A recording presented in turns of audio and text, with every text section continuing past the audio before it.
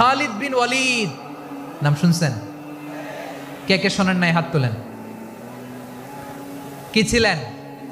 বীর যোদ্ধা, বীর যোদ্ধা ছিলেন খালিদ বিন ওয়ালিদ। কিন্তু তিনি ইসলাম ধর্ম গ্রহণ করেছেন অনেক দেরিতে, 8ম হিজরিতে। তার মানে 8ম হিজরির আগে উনি মুশরিকদের পক্ষে লড়াই করেছেন। ওনার হাতে কত মুসলিম সাহাবী যে নিহত হয়েছে হিসাব নাই। বিশ্বনবী টার্গেট করে রাখছে, তুমি আমাদের মুসলিমদের এত ক্ষতি করলা, তুমি যখন মুসলমান হবা তোমারে দিয়ে আমি এমন কাম করামু যে এটা আর কেউ করতে পারবে না। খালিদ বিন ওয়ালিদ রাদিয়াল্লাহু তাআলা 8ম হিজরিতে মুসলিম হয়েছেন, মক্কা বিজয়ের আগে। তো মক্কা বিজয়ের আগে যখন মুসলিম হয়েছেন, এর আগে কি করছেন? কাফিরদের সাথে যুদ্ধ করেছেন। উনি উহুদের যুদ্ধে মুসলমানদের যে পরাজয় ভাব, কঠিন পরিস্থিতির মুখোমুখি ওনার কারণে পেছন থেকে এমন আতর্কিত আক্রমণ করেছেন, মুসলমানদেরকে কচুকাটা করেছেন। 8ম হিজরিতে আল্লাহ তাআলা হেদায়েতের নূর দিয়ে ওনার হৃদয়টাকে উজালা করে দিলেন। লা ইলাহা এটা এমন বাণী যার হৃদয়ে একবার টাচ খাবে, এইটা থেকে সে আর পালিয়ে বেড়াতে পারে। ঝিনুকের ভেতর লুকিয়ে থাকে যেমন মতি, ঝিনুকের ভেতর লুকিয়ে থাকে যেমন মতি, কলমা শাহাদাতে আছে আল্লাহর জ্যোতি, কলমা শাহাদাতে আছে আল্লাহর জ্যোতি। ঠিক কিনা বলেন? মক্কা বিজয়ের আগে মুসলিম হলেন, হওয়ার পরেই বিশ্বনবীর টার্গেট ফুলফিল হলো। ওই যে টার্গেট করে রেখেছেন আর দোয়া করেছেন, খালিদ বিন ওয়ালিদ যদি মুসলিম হয় তাকে আমি মিলিটারি চিফ বানাবো। ওনাকে আজান শিখান নাই, ওনারে কান ধইরা নামাজের এই মাথা থেকে ওই মাথা আনান নাই, ফিকহি কোরআনের সূক্ষ্ম তাফসীর ওনারে শিখান নাই, অ্যাম্বাসেডর বানান নাই। বিষ্ণু ইসলাম ওনাকে সামরিক অভিযানে প্রেরণ করেছেন। সামরিক অভিযানে তিনি প্রেরণ করেছেন। ওনার জীবদ্দশায় ওনার নেতৃত্বে যতগুলো যুদ্ধ হয়েছে, একটা যুদ্ধেও তিনি পরাজয় বরণ করেন নাই। ওমরে ফারুকের সময়কালে তিনি চিফ অফ মুসলিম মিলিটারি, মানে মুসলিম সেনাপতি হয়েছেন। যশোর আওয়াজ করো, ঠিক কিনা বলো? সেনাপতি, মুসলিম সেনাপতি। তাহলে কিভাবে হিউম্যান রিসোর্স ব্যবহার করতে হয় গোটা বিশ্ব আমার নবীর কাছ থেকে শিখে নাও। খালিদ বিন ওয়ালিদ, ওনাকে বিশ্বনবী একটা উপাধি দিয়েছেন। উপাধিটা হচ্ছে সাইফুল্লাহিল মাসলুল, আল্লাহর নাঙ্গা তরবারি, আল্লাহর খোলা তরবারি, দ্য ওপেন সোর্ড অফ আল্লাহ। খালিদ বিন ওয়ালিদ মুসলিম সেনাপতি। হাসান বিন সাবেত নাম শুনছেন? দেখি উনি কি ছিল বলেন। রাসূলের সভা কবি, কালচারাল হিজিমনিকে ডিফিট করার জন্য। উনি ভালো অস্ত্র চালানো জানতেন না, ওই কাজে উনি যেতেন না। ওনার ছিল কাব্য প্রতিভা। কাব্য প্রতিভা, কাফিররা কবিতা দিয়ে নবীকে গালি দিত। বিশ্বনবী বলতেন, ইয়া হাসান আজিব আন রাসূলিল্লাহ, তুমি নবীর হয়ে কাফেরদের এই কথাগুলোর জবাব দাও। বিশ্বনবীর একটা মিম্বার ছিল। বিশ্বনবীর মিম্বারের পাশাপাশি মসজিদে নববীতে এই হাসান বিন সাবেতের জন্য বিশ্বনবী একটা স্পেশাল মিম্বার বানিয়ে দিয়েছেন। এখান থেকে তুমি জবাব দাও। এবং বিশ্বনবী বলেছেন, আল্লাহুম্মা আইয়িদহু বিরূহিল কুদুস, আল্লাহ হাসান আমার পক্ষে জবাব দেয়, তুমি জিব্রাইল মারফত তাকে সাহায্য পাঠাইয়া দিও। রাসূল সাল্লাল্লাহু আলাইহি ওয়াসাল্লামের সভা কবি, the poet of the prophet, নবীর কবি।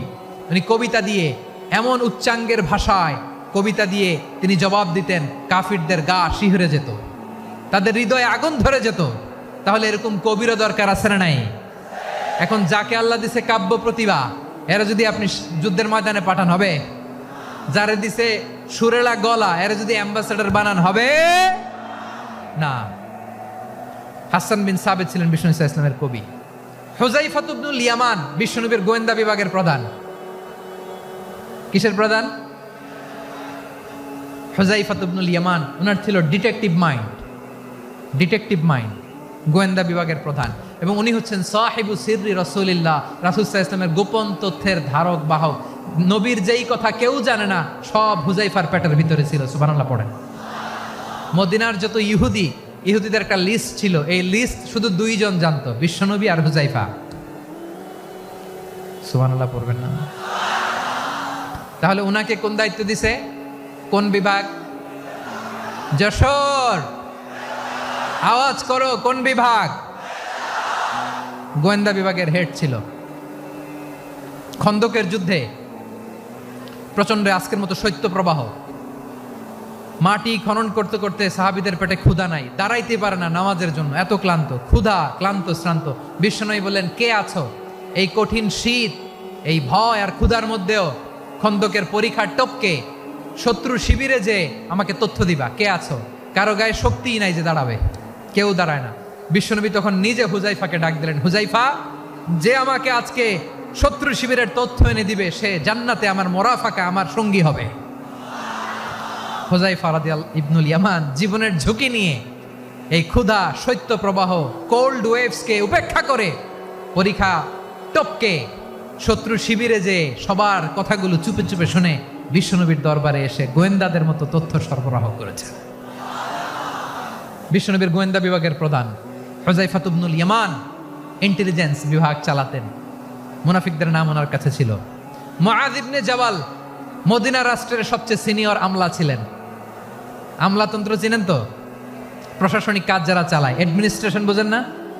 The department of administration. মদিনার রাষ্ট্রের সিনিয়র আমলা মুআয ইবনে জাবাল মুতাখাসসিসুন ফিল হালাল ওয়াল হারাম, হালাল হারামের স্পেশালিস্ট ছিলেন। বিশ্বনবী উনাকে ইয়ামানের গভর্নর করে পাঠাইছেন।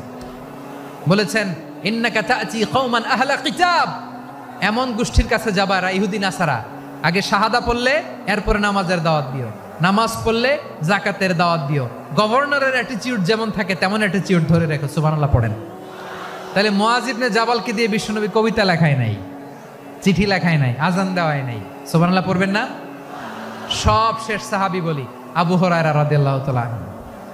নাম শুনছেন? বিড়ালের বাবা। কি করতেন? খালি হাদিস মুখস্থ করতেন। উনি বলতেন, আলজামু রাসূলুল্লাহ আলা মিল ইবাতনি, আমার শুধু পেটের ক্ষুধার বন্দোবস্ত হইলে আমি নবীর সঙ্গ ছাড়তাম না। আমার আনসার সাহাবারা ক্ষেত খামারের কাজ করতো, আমার মুহাজির সাহাবারা ব্যবসা করতো, আর আমি নবীর সাথে সাথে থাকতাম। শুধু সকাল বিকাল দুই বেলা যদি আমার খাবারের বন্দোবস্ত হয় আমি আর নবীর লক ছাড়ি না। সুবহানাল্লাহ কইবেন না? 5374টা হাদিস তিনি বর্ণনা করেছেন। সবচেয়ে বেশি হাদিস বর্ণনাকারী সাহাবী। হাদিস প্রিজার্ভেশনের কাজে বিশ্বনবী ওনাকে কাজে লাগিয়েছেন। উনি একদিন বলেন, ইয়া রাসূলুল্লাহ আসমাউ মিনকা কাসীরান ফালা আহফাজু, নবী অনেক কথা শুনি আমার মনে থাকে না। বিশ্বনবী বললেন, তাই? উবসুত রিদাক, তোমার চাদরটা বিছাও। আবু হুরায়রা বিছালেন, বিশ্বনবী হাত বুলায় দিলেন, এরপরে অনেক হাদিস বর্ণনা করলেন। আবু হুরায়রা বলে, তারপর থেকে বিশ্বনবী যাই বর্ণনা করে আমি শুনি আর একটাও ভুলি না। এখন সুবহানাল্লাহ। বিশ্বনবী ওনাকে হাদিস প্রিজার্ভেশন, নবীর এই যে লক্ষ্য হাদিস প্রিজার্ভেশনের এই দায়িত্ব দিয়েছেন সাইয়েদনা আবু হুরায়রা রাদিয়াল্লাহু তাআলা আনহুকে। প্রিয় ভাইরা, তাহলে 10 জন সাহাবীর কথা যে বললাম, আপনারা কি খেয়াল করেছেন কত বড় ট্যালেন্ট হান্টার, চৌকস ট্যালেন্ট হান্টার ছিল আমার নবী।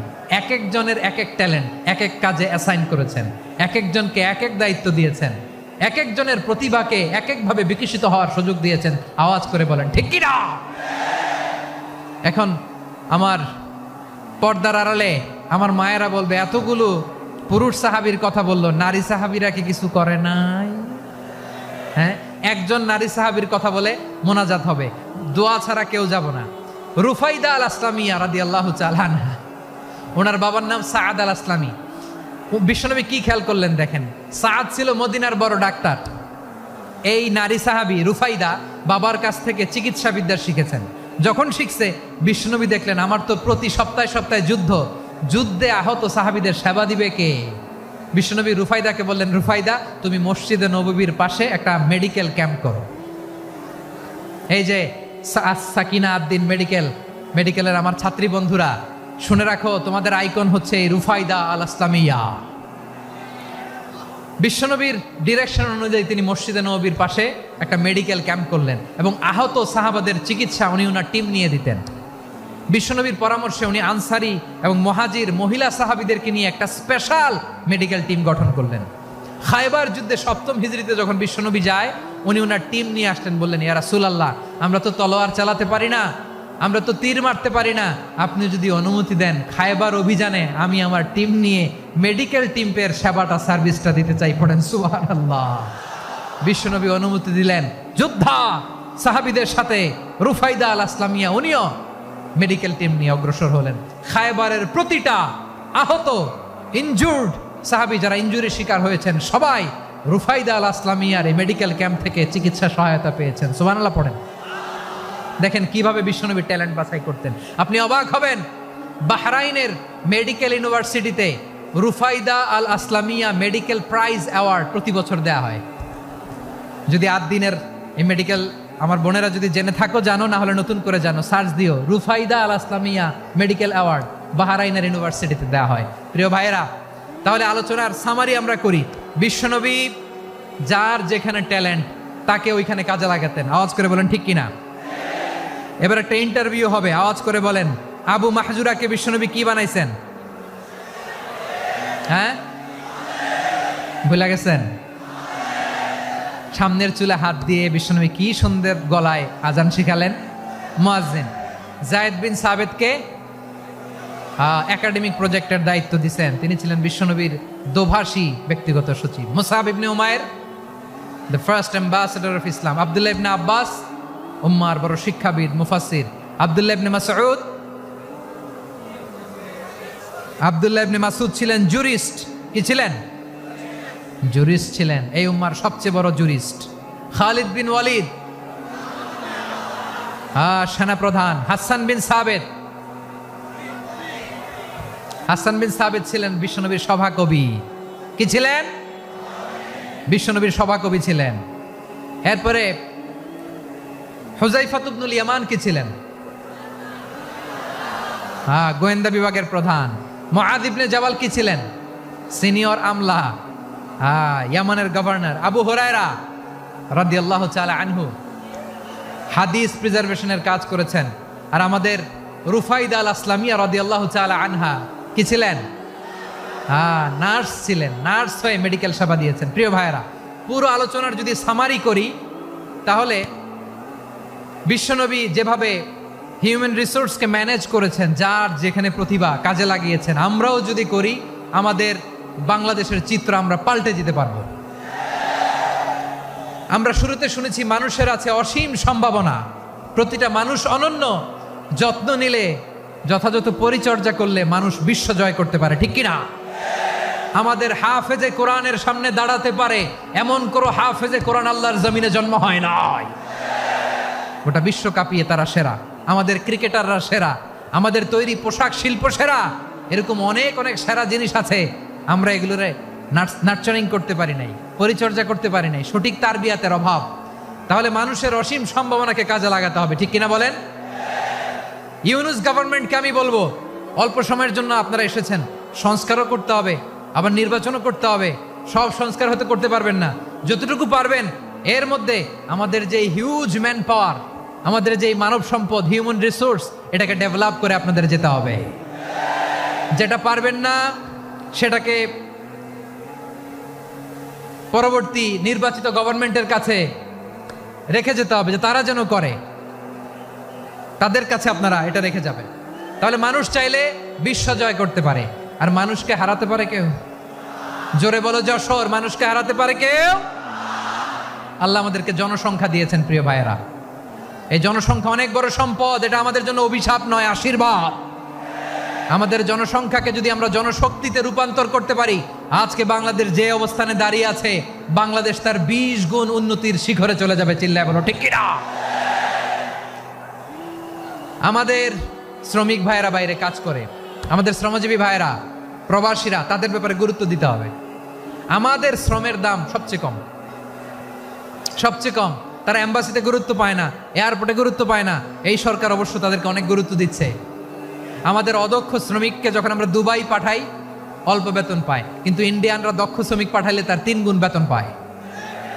আমরা আমাদের শ্রমিকদেরকে অদক্ষভাবে আর পাঠাতে চাই না, দক্ষ শ্রমিক পাঠিয়ে আমরা রেমিটেন্সের বন্যা বইয়ে দেব। আমাদের শ্রমিকদের পাঠানো রেমিটেন্সের টাকায় সচল থাকে আমার দেশের অর্থনীতির চাকা। তাদেরকে সবচেয়ে গুরুত্ব দিতে হবে। আমরা পেয়েছি ফ্রিডম ফাইটার, মুক্তিযোদ্ধা, আর আমার প্রবাসী ভাইরা হচ্ছে রেমিটেন্স ফাইটার। জোরে বলো ঠিক কিনা? তাহলে আমাদের এই জনশক্তিকে জনসম্পদে ট্রান্সফর্ম করতে হবে, ঠিক কিনা বলেন? সরকার জনগণকে এভাবে পলিশ করতে হবে। মা বাবারা ছেলে মেয়েদের মধ্যে কার কোন যোগ্যতা, তাকে ওইভাবে কাজে লাগাতে হবে। সবার এ প্লাস পাওয়ার কোনো দরকার নাই।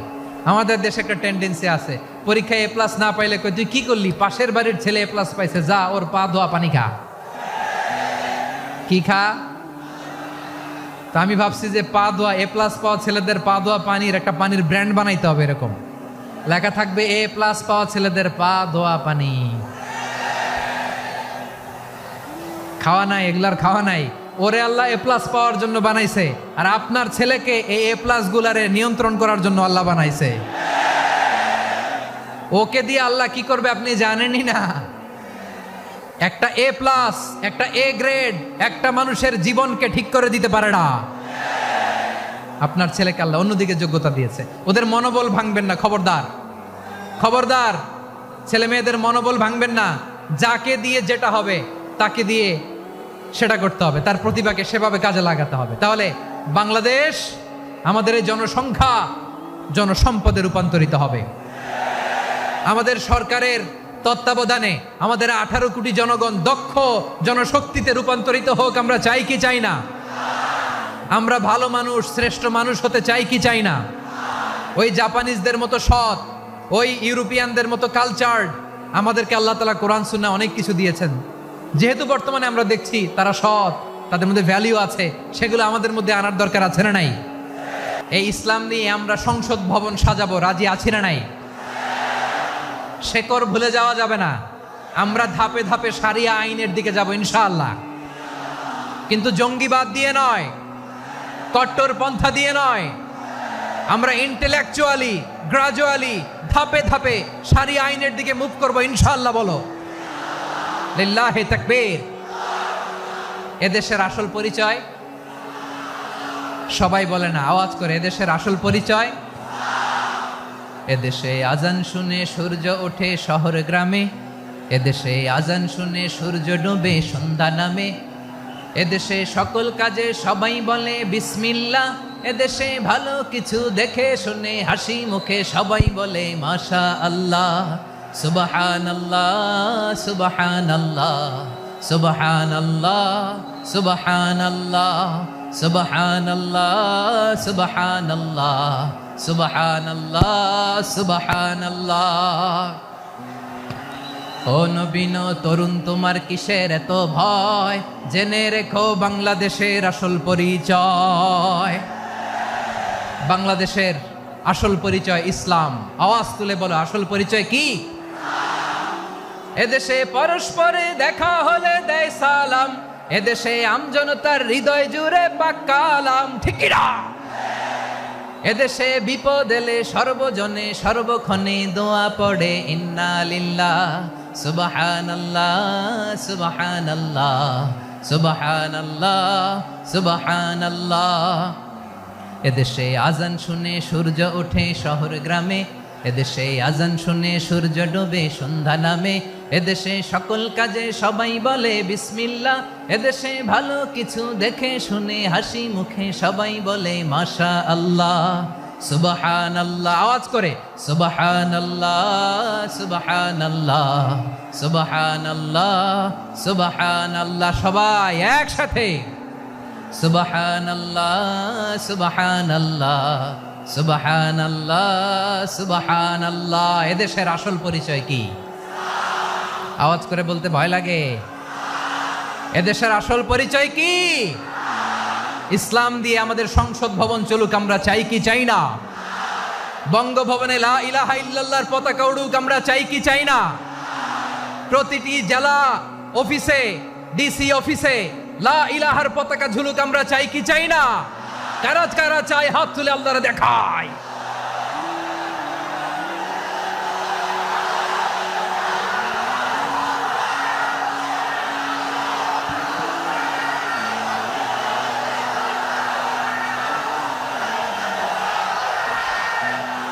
মাশাআল্লাহ মাশাআল্লাহ মাশাআল্লাহ মাশাআল্লাহ। যশোর, আওয়াজ করে বলো, ভালো মানুষ না খারাপ মানুষ? বুঝে বলছে তো? মানুষ ভালো হলে যে কত ভালো। এই মানুষকে যত্ন নিলে, মানুষকে মানুষ বানালে যে সে কি হতে পারে শুনবা? হ্যাঁ, নাকি মোনাজাত দিয়ে দিব?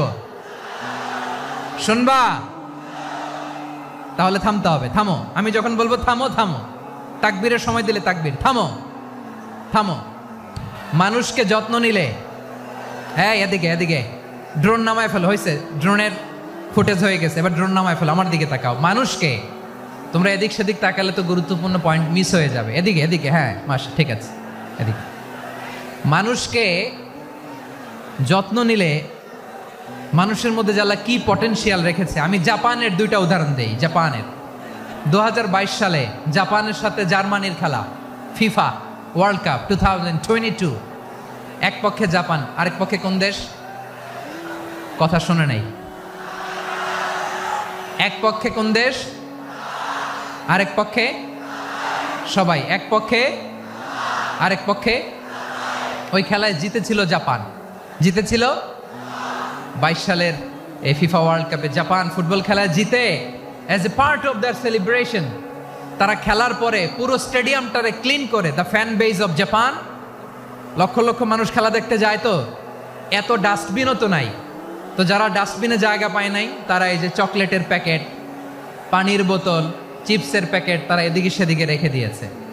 জাপানের ভক্তরা, জাপানের ফলোয়াররা, as a part of their celebration তারা খেলার পরে পুরো স্টেডিয়ামের সব ময়লা আবর্জনা ক্লিন করে তারপরে বিদায় নিয়েছে। তাদেরকে কি ক্লিন করার দায়িত্ব দেওয়া হয়েছিল? এই যশোর, জাপানের যে ছেলেরা খেলা দেখতে গেছিল ওদেরকে কি ক্লিন করার দায়িত্ব দিছিল? তারা কি স্টেডিয়ামের পরিচ্ছন্নতা কর্মী? তাদের আকল, তাদের সিক্স সেন্স তাদেরকে বলেছে। ছোটবেলা থেকে জাপান গভর্নমেন্ট ওদেরকে এত পরিচ্ছন্নতা শেখায়, ক্লিনলিনেস অ্যাওয়ারনেস ক্যাম্পেইন করায়। ক্লাসে আমি দেখেছি, ক্লাসে নিজের বেঞ্চ নিজে মুছে, ক্লাসের মাঝখানে একটা সময় দেয়, নিজের টেবিল নিজে মুছে, নিজের ক্লাসরুমটা নিজে পরিষ্কার করে। রাস্তাঘাটে একটা ধুলা নাই, ময়লা নাই, একটা টিস্যু নাই। খেলার পরে গোটা বিশ্বকে তাক লাগিয়ে দিয়েছে। জাপানের ফ্যানরা সবার রেখে যাওয়া গার্বেজ, টিস্যু, বোতল পরিষ্কার করে তারপরে স্টেডিয়াম থেকে বিদায় নিয়েছে। আমরা কেন এমন হইতে পারলাম না? আমরা কেন এমন হইতে পারলাম না? জাপানের যারা এগুলো করছে ওদের 3টা করে চোখ না? চোখ তো 3টা, জাপানো লাগো, জাপানো লাগো। হাত তো 4টা, কান তো 6টা। হ্যাঁ, নাকি আমার মতো 2 হাত 2 কানালা মানুষ? চোখে দেখলে ওটা মানুষ না। চিন্তা করছেন? তার মানে জাপানিজদেরকে যে গ্রুমিং করে শিখানোর মাধ্যমে পরিচ্ছন্ন বানানো গেছে। ওরা যেমনি মানুষ, আমরাও মানুষ। আমাদের সন্তানদেরকে শেখালে তারাও পারবে। পারবে কিনা? 2 নম্বর উদাহরণ বলি। চট্টগ্রাম ফেনীতে যারা গিয়েছেন, মেঘনা গোমতী ব্রিজ প্রকল্প নাম শুনছেন? মেঘনা একটা ব্রিজ পার হওয়া লাগে।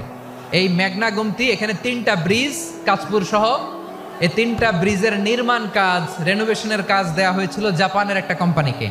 কাকে? জাপানের কোম্পানি। নির্মাণ শেষে 738 কোটি টাকা বেঁচে গেছিল, এটা গভর্নমেন্টের হাতে দিয়ে তারা বিদায় নিয়েছে। কত টাকা? 738 কোটি টাকা। যত প্রাক্কলিত ব্যয় নির্ধারণ করা হয়েছে সব টাকা সরকার, তৎকালীন সরকার 2019-এর সরকার, কারা ছিল তো জানেন? এই 2019-এর সরকার তাদেরকে দিয়েছে। তারা রিনোভেশন নির্মাণ শেষে 738 কোটি টাকা অতিরিক্ত বেঁচে গেছিল, এটা আবার গভর্নমেন্টের হাতে বুঝাই দিয়ে তারা বিদায় নিচ্ছে। আমরা কেন এমন হইতে পারলাম না? জাপানের ওরাও মানুষ, আমরাও মানুষ। তার মানে মানুষে মানুষে পার্থক্য আছে না নাই? আচ্ছা, জাপানের 2টা উদাহরণ দিলাম, এবার আমার দেশের 2টা উদাহরণ দিব না? বাংলাদেশের 2টা উদাহরণ দিই। 1 নম্বর উদাহরণ, গত সপ্তাহে আপনারা জানেন কক্সবাজার আমার একটা প্রোগ্রাম ছিল, তো হেলিকপ্টারে গিয়েছিলাম। ফেনী জেলা যখন পার হচ্ছি, আমি দেখলাম 3টা উইন্ডমিল। উইন্ডমিল চিনেন তো? বিশাল পিলার, 3টা 4টা পাখা থাকে। বায়ু বিদ্যুৎ কেন্দ্র, বাংলাদেশের প্রথম বায়ু বিদ্যুৎ কেন্দ্র এটা। মুহুরী প্রজেক্ট বলে এটার, সম্ভবত মুহুরী প্রজেক্ট। তো সাগরের বাতাসের ঝাপটায় এটা ঘুরে এনার্জি হয়, ইলেকট্রিসিটি উৎপাদন হয়। তো আমি পাইলটকে বললাম, ভাই এগুলো থেকে কেমন ইলেকট্রিসিটি উৎপাদন হয়? কয়, হুজুর একটু হয় না, কিছুই হয় না। কিছুই হয় না মানে? বলে, হুজুর বাংলাদেশে যত উইন্ডমিল আছে এটার পাখা একটাও ঘুরে না। আল্লাহ, বলেন কি? তাহলে এই যে কোটি কোটি টাকা ব্যয় করে যে উইন্ডমিল, কয় হুজুর ভিতরে ফিটফাট, উপরে ফিটফাট, ভিতরে সদরঘাট। তার মানে কোটি কোটি টাকা দিয়ে এই উইন্ডমিল বানায়, এখানে কিছু নাই। দুর্নীতির আড্ডাখানা, আখড়াখানা বাংলাদেশ, ঠিক কিনা বলেন? হায় রে, জাপানিজরাও মানুষ, আমরাও মানুষ। আমার এক নিকটাত্মীয় সরকারি চাকরিজীবী, উনি আমাকে বললেন, বাংলাদেশের আর একটা উদাহরণ দেই। উনি আমাকে বললেন যে প্রতি বছর আমাদের অফিসের ফার্নিচার চেঞ্জ করে। আমি বললাম প্রতি বছর ফার্নিচার চেঞ্জ করে কেন? বলে যে ফার্নিচার নতুন পারচেজ করলেই তো ওইখানে টাকা, নতুন কিনতে পারলেই টাকা, নতুন উন্নয়নের সবক শোনাতে পারলেই টাকা। প্রথম আলোর রিপোর্ট, কি আলো? প্রথম আলোর রিপোর্ট, গত 15 বছরে উন্নয়নের নামে লুটপাট হয়েছে প্রায় 3.25 লাখ কোটি টাকা। কার রিপোর্ট? আমাদের বানানো কথা। প্রথম আলোর রিপোর্ট। গত 15 বছরে কারা ছিল জানেন তো? হ্যাঁ, শুধু ওনাদেরকেই দোষ দিয়ে লাভ নাই। স্বাধীনতার পর থেকে শুধু শাসকের হাত বদল হয়েছে, আমরা কিছু পাই নাই, ঠিক কিনা বলেন? শুধু ওনাদের দোষ দিয়ে কি লাভ? একদল খাইছে, আরেক দল খাওয়ার জন্য রেডি হয়ে আছে। আমরা এরকম চাই না। আমরা চাই স্বাধীন সার্বভৌম বাংলাদেশ। আমরা চাই দুর্নীতিমুক্ত বাংলাদেশ। আমি নিউজটা যে কতবার বললাম, এটা কি সম্ভব? 3.25 লাখ কোটি টাকা লুটপাট, মানে লুটপাট করতে করতে এদেশের জনগণকে ফুটপাতে বসাই দিচ্ছে। প্রিয় ভাইয়েরা, তাহলে জাপানের মানুষও মানুষ, আমরাও মানুষ। সিদ্ধান্ত আপনার, কোন মানুষ হবেন, ভালো মানুষ না খারাপ মানুষ? আজকের আলোচনার বিষয় হচ্ছে মানব সম্পদের উন্নয়ন, হিউম্যান রিসোর্স ডেভেলপমেন্ট।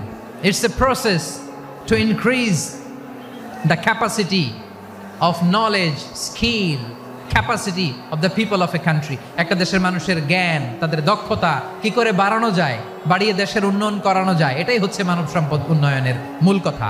তাহলে মানব সম্পদ হচ্ছে একটা দেশের সবচাইতে শক্তিশালী পুঁজি। প্রাকৃতিক সম্পদ, খনিজ সম্পদের চেয়েও দামি হচ্ছে মানব সম্পদ। আমার প্রিয় যশোর, প্রাকৃতিক সম্পদ, খনিজ সম্পদের চেয়ে দামি সম্পদ কি সম্পদ? আল্লাহ তাআলা দয়া করে আমাদেরকে এই মানব সম্পদ দিয়েছেন।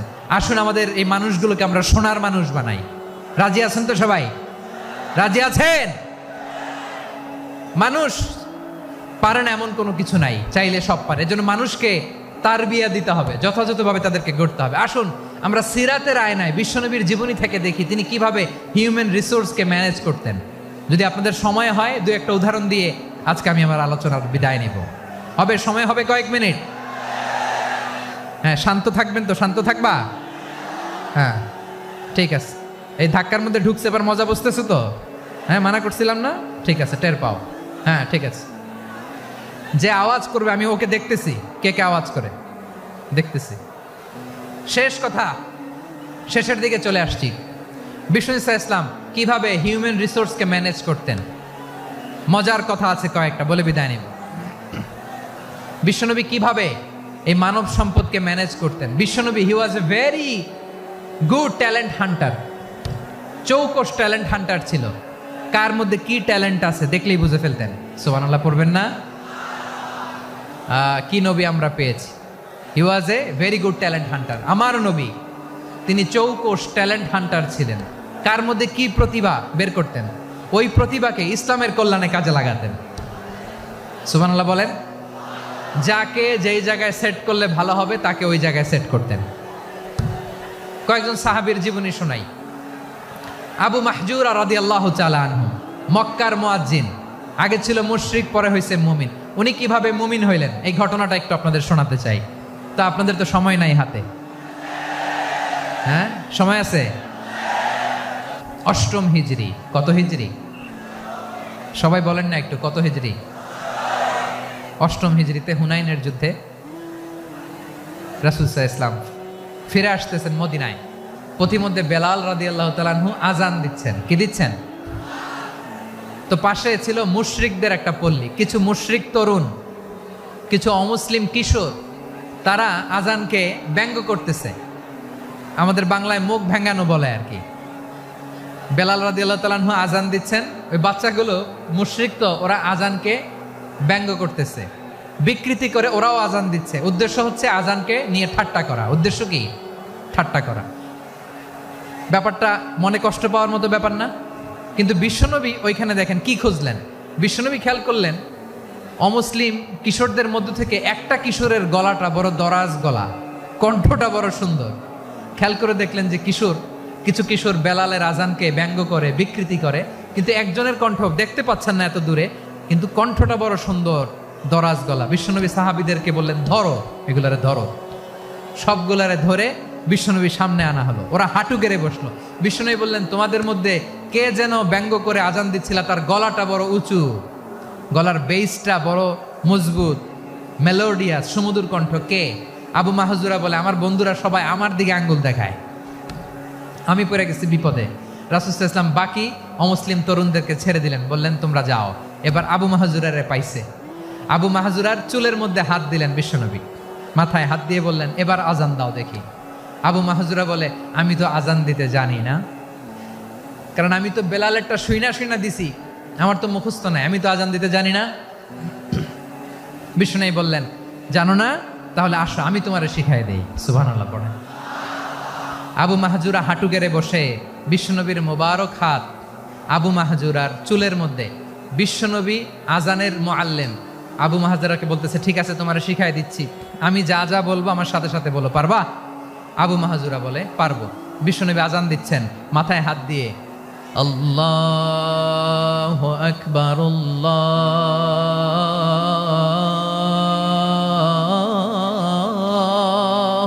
আকবার।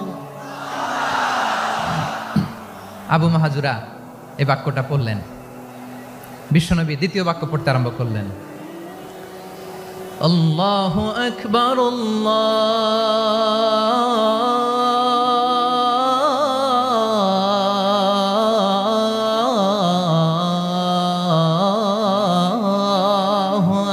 আকবার। আবু মাহজুরা এই বাক্যটাও বললেন। বিশ্বনবী আবু মাহজুরার মাথার মধ্যে হাত দিয়ে তৃতীয় বাক্য বললেন, আশহাদু আল্লা ইলাহা ইল্লাল্লাহ,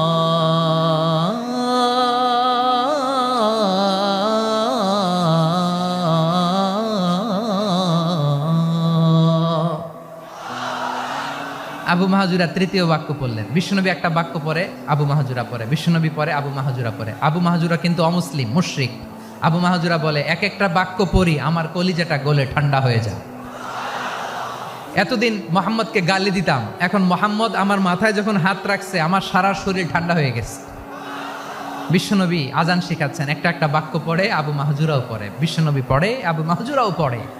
পুরো বাক্যগুলো যখন শেষ, আজান শেষ, আবু মাহজুরাও যখন পুরো আজান পড়লেন, আবু মাহজুরা বললেন, এতদিন মোহাম্মদের চেহারা দেখলে আমার ঘৃণা লাগতো, আজ থেকে মোহাম্মদের চেহারার চেয়ে প্রিয় চেহারা আমার কাছে নাই।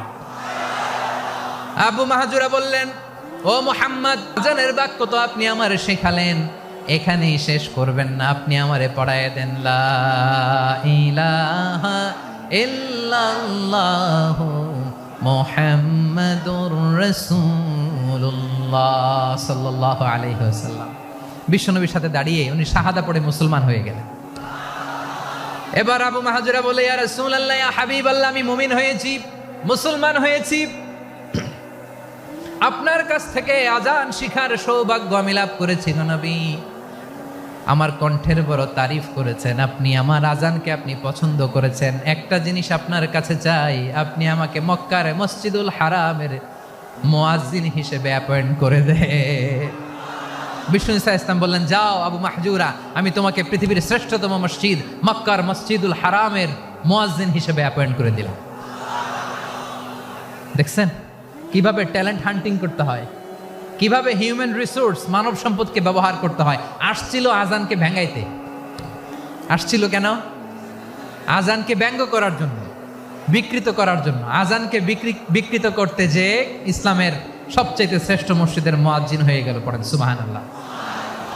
হযরত আবু মাহজুরা রাদিয়াল্লাহু তাআলা আনহু ওনার এই সুললিত কণ্ঠ ব্যবহার করে মসজিদুল হারামে এত সুন্দর করে আল্লাহু আকবার বলে আজান দিতেন, মানুষগুলোর, মুসল্লিগুলোর, মক্কাবাসীর হৃদয়কে তিনি বিগলিত করে দিতেন, মানুষের হৃদয়কে ঠান্ডা হয়ে যেত। শুধু এখানেই শেষ না আমার যশোরের ভাইয়েরা, বিশ্বনবী যখন সাইয়েদনা আবু মাহজুরা রাদিয়াল্লাহু তাআলা আনহুকে আজান শিখাচ্ছিলেন, বলেন তো বিশ্বনবীর হাতটা কোথায় ছিল? আবু মাহজুরার মাথার সামনে এই চুলের উপরে ছিল। আবু মাহজুরা ওই স্মৃতিটাকে ধারণ করবার জন্য, ওই স্মৃতিকে বহন করার জন্য বিষ্ণবীর মোবারক হাত আবু মাহজুরার কপালের চুলের যেই জায়গায় লেগেছে, মৃত্যুর আগের দিন পর্যন্ত আবু মাহজুরা মাথার ওই চুলে কোনোদিন ছুরি আর কামার লাগায় নাই, সেখানে কেচি লাগায় নাই, চুলের মধ্যে খুর লাগায় নাই। আবু মাহজুরা ডান দিকের চুল কাটতো, বাম দিকের চুল কাটতো, পেছনের চুল কাটতো, সামনের চুল কাটতো না। আবু মাহজুরা রাদিয়াল্লাহু তাআলা আনহুর সামনের চুলগুলো বড় হতে হতে যখন এত বড় হয়ে যায়, তিনি চুলগুলো পেঁচিয়ে মাথার মধ্যে রাখতেন, তারপরে তিনি পাগড়ি পরতেন। সবাই জিজ্ঞেস করতো, আবু মাহজুরা এটা আবার